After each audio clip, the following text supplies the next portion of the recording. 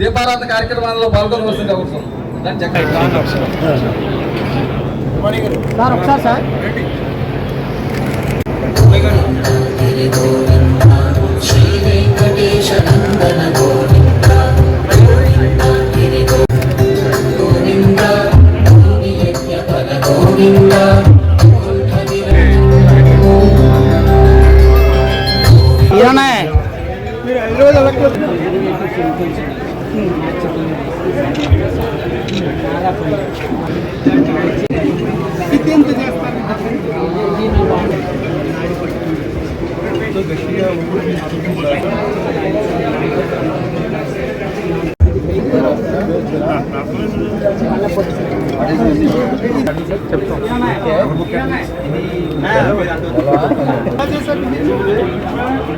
మామూలుగా బెల్లం మనం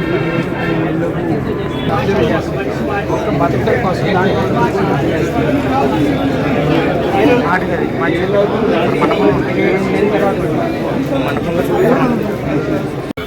ఓకే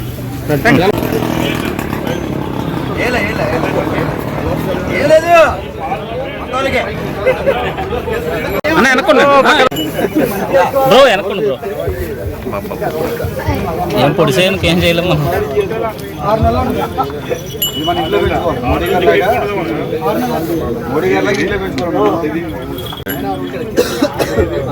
చూడరు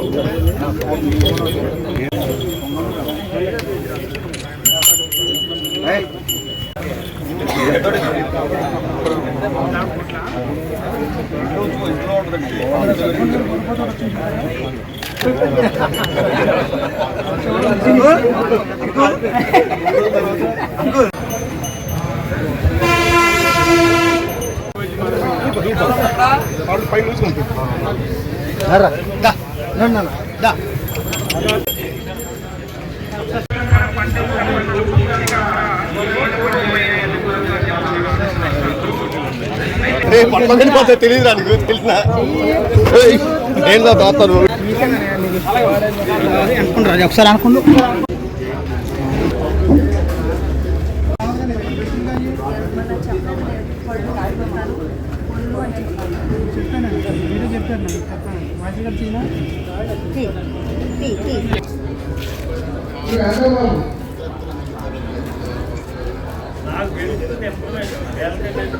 గో సమ్మేళనం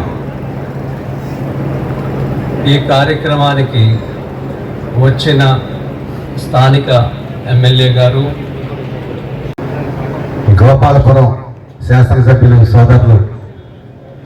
మద్దిపాటి వెంకటరాజు గారి ఆధ్వర్యంలో మరి ఇక్కడ మార్కెట్ యార్డ్ చైర్మన్ తమ్ముడు బ్రహ్మరాజు గారి యొక్క సారథ్యంలో ఏదైతే మరి ఈరోజు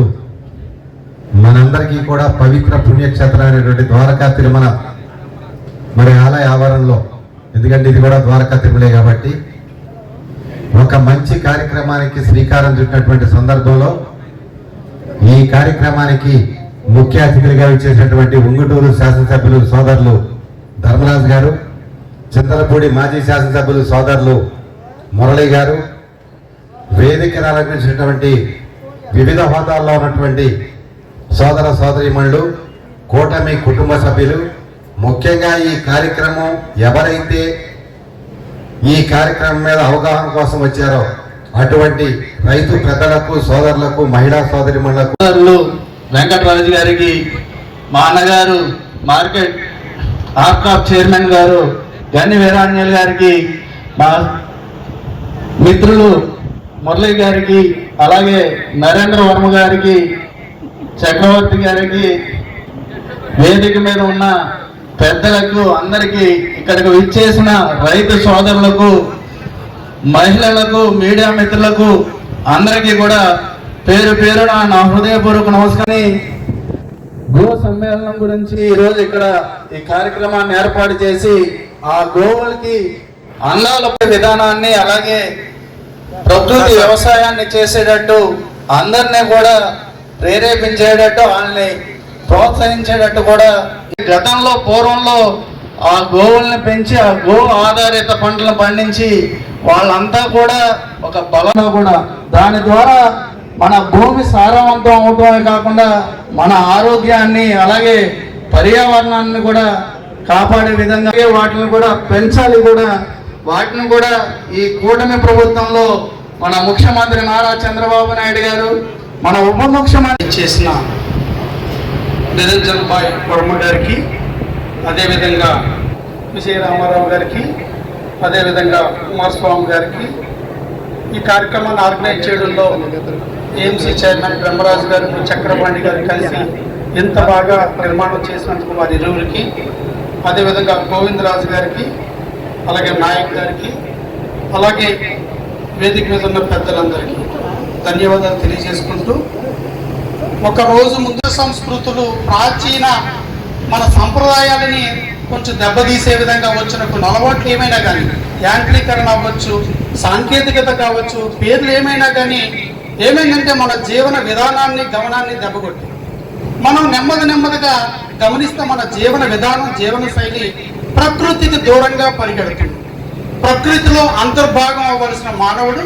ప్రకృతికి దూరంగా పరిగెడుతున్నాడు. ప్రకృతికి దూరం వెళ్ళే కొద్దీ మరణానికి దగ్గరగా వెళ్తున్నాడు.